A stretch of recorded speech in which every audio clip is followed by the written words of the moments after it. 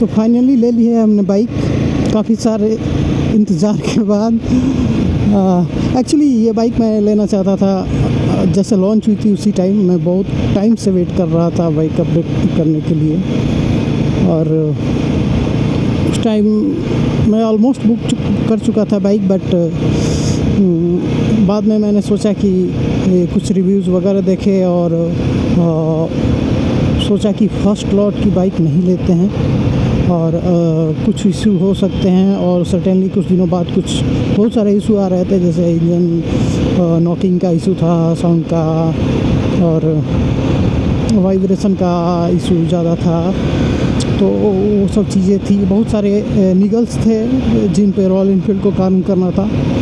तो मैंने काफ़ी टाइम दिया, मैंने सोचा कि 1 साल एटलीस्ट वेट करते हैं ताकि जो सभी इश्यूज़ आ रहे हैं उसको फिक्स करके रॉयल एनफील्ड सॉल्व करे। और बहुत सारे इशू उन्होंने सॉल्व कर दिए हैं। ये बाइक मैंने अभी 15 डेज़ बैक लिया है, आप देख सकते हैं। 456 मैंने क्लॉक कर दिया, अभी तक फर्स्ट सर्विस भी नहीं हुआ है।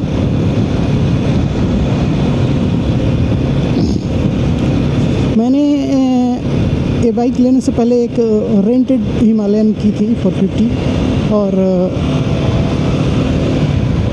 उसको मैंने करीबन 1000 किलोमीटर ड्राइव किया था।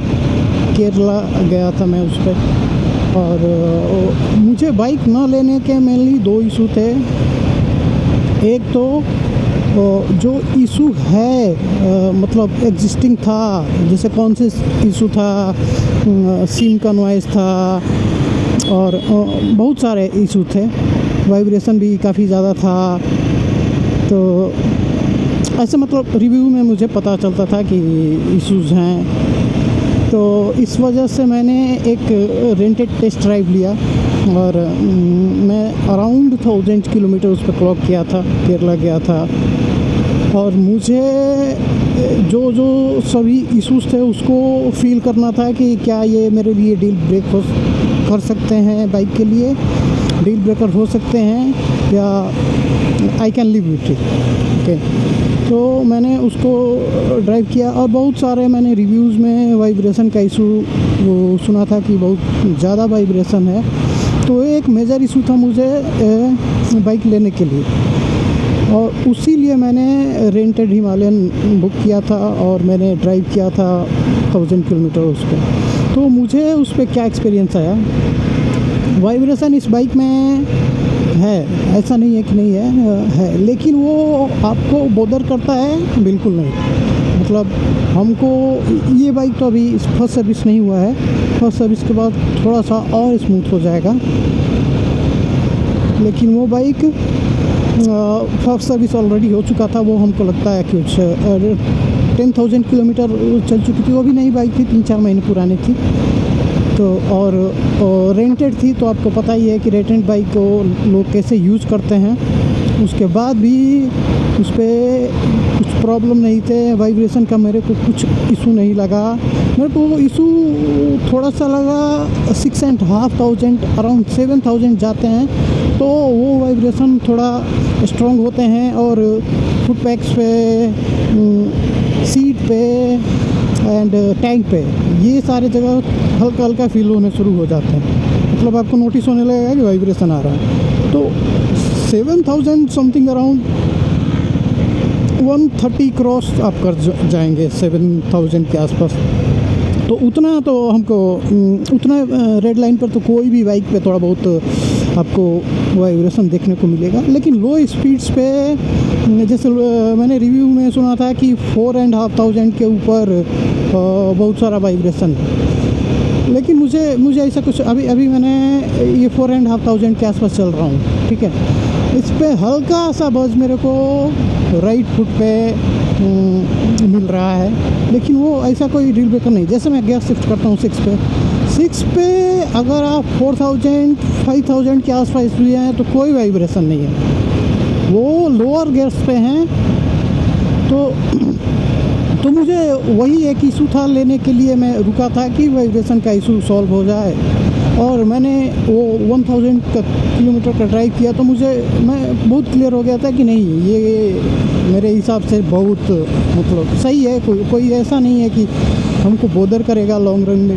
1000 किलोमीटर बहुत होता है, और मैंने 2 दिन में ही वो चलाया था 500 तो मुझे अच्छा खासा आइडिया हो गया था। मैंने हाईवे पे चलाया था, ऑफ रोड में चलाया था, हर जगह चलाया था।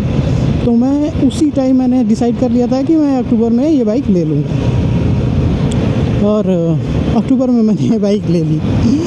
ऑल्दो GST का प्राइस ऑलरेडी इंक्रीज़ हो चुका था, और ये बाइक मुझे 35,000 कॉस्टली पड़ी। ऑन रोड 4.6 हमको पड़ी है बेंगलोर में। यहाँ पे टैक्स भी बहुत ज़्यादा है। पहले 65,000 आई थिंक टैक्स था, अभी GST हाइक होने के बाद ये 70,000 चला गया है। और इंश्योरेंस भी ज़ीरो टिप मैंने लिया है, तो वो भी मुझे 31,000 का पड़ा है। तो उस हिसाब से थोड़ा कॉस्टली तो पड़ा, लेकिन वन टाइम पेमेंट है। जो लोग 4 लाख कर सकते हैं पेमेंट, वो 4,30,000 भी कर सकते हैं। तो उतना ये डैमेज नहीं किया। हालांकि अगर कम होता GST तो something around more than 50,000 save हो जाता, अगर अभी के प्राइस से देखा जाए तो। लेकिन नहीं हुआ, जो था वही है। तो बात कर रहे थे, क्या बात कर रहे थे? तो मैंने बाइक नहीं ले रहा था इसी की वजह से कि वाइब्रेशन, और मैंने जब चलाया उसको तो मुझे आइडिया आ गया कि मैं ये बाइक ले सकता हूँ। और ट्रस्ट मी, वाइब्रेशन का कोई इशू नहीं है। वाइब्रेशन हर IC इंजन में होते हैं, हर सिंगल सिलेंडर में आप जाओगे तो आपको वाइब्रेशन मिलेगा। इसका ये मतलब नहीं है कि वो आपको एक्सपीरियंस को ख़राब करेगा, ऐसा नहीं है, ऐसा बिल्कुल नहीं है। आप इजीली आप राइड कर सकते हैं, कोई इसमें इशू नहीं है। अब रही बात कि मैंने हिमालय नहीं क्यों ली, मेरे पास ऑप्शन था कि मैं KTM एडवेंचर भी ले सकता था, ट्रायम्फ स्पीड स्क्रैम्बलर भी ले सकता था, ट्रायम्फ स्क्रैम्बलर भी ले सकता था, लेकिन मैंने वो सभी नहीं लिए। तो स्क्रैम्बलर 400X का मैंने राइड लिया, आई थिंक 400X है। तो वो बाइक मुझे अच्छी लगी। उसका 2 मेजर रीज़न था नहीं सेलेक्ट करने का। फर्स्ट, उसकी सीट हाइट थोड़ी ज़्यादा थी मेरे लिए। वो दोनों तरफ फ्लैट फुट नहीं होता था। फ्लैट फुट तो इसमें भी नहीं होता है, लेकिन ऑलमोस्ट फ्लैट फुट हो जाता है इसमें। तो उसमें दोनों तरफ टिप्टो होता था, और इसलिए थोड़ा कॉन्फिडेंस कम आता है आप जब ड्राइव करते हैं वैसे तो। और दूसरा जो हमको लगा था कि 400 सीसी की बाइक है, तो हाईवे ईज़िली 130-140 जाएगी। जाने के लिए वो 165 तक जाती है, और 160 तक तो ईज़िली खींच लेती है। लेकिन वो इंजन पे स्ट्रेस फील होता है, ऐसा लगता है कि ये बाइक उसके लिए बनी है नहीं। ओके, आप जब तक 100 पे क्रूज कर रहे हो एकदम, इससे ज़्यादा स्मूथ है वो 100 पे, कोई वाइब्रेशन नहीं है।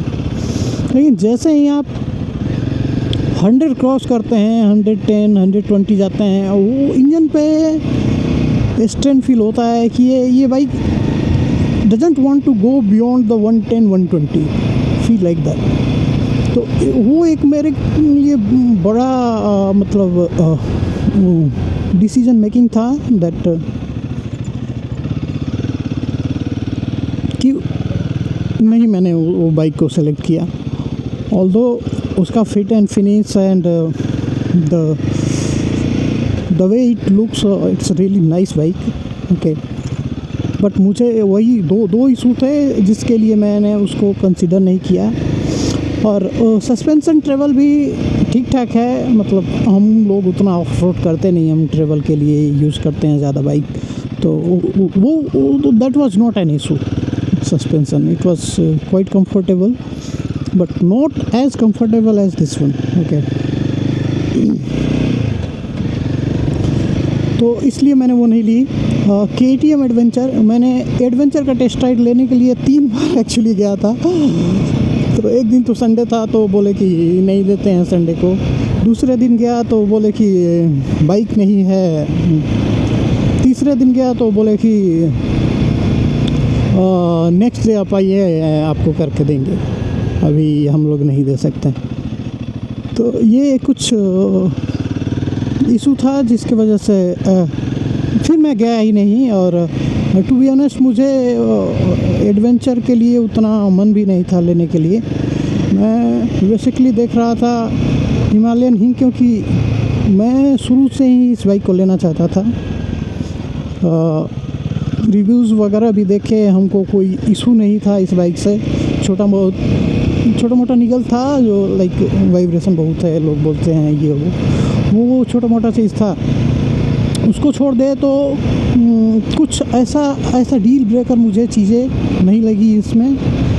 और मेन है ये वाटर कूल्ड इंजन है, रॉयल एनफील्ड की तरफ से फर्स्ट वाटर कूल्ड इंजन, जो कि बहुत ही अच्छा डिज़ाइन में ट्यून किया गया है। ओके, इसकी ट्यूनिंग जो है बहुत अच्छा है। ट्रायम्फ का क्या है कि उसका मोस्ट ऑफ द जो टॉर्क है वो नीचे डाउन द रेंज है, ठीक है। वो उसको ऊपर जब आप चलाएंगे, जैसे 5000 6000 के ऊपर चलाएंगे तो आपको लगेगा कि स्ट्रेंथ फील हो रहा है, ठीक है।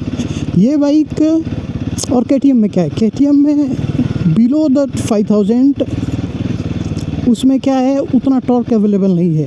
उसको ऊपर जितना खींचेंगे उतना उसमें टॉर्क अवेलेबल है। तो ये डिफरेंस था। और ये जो है वो दोनों के बीच की है, ये बाइक दोनों के बीच की है। तो ये ज़्यादा मुझे बैलेंस फील हुई इन द सेंस ऑफ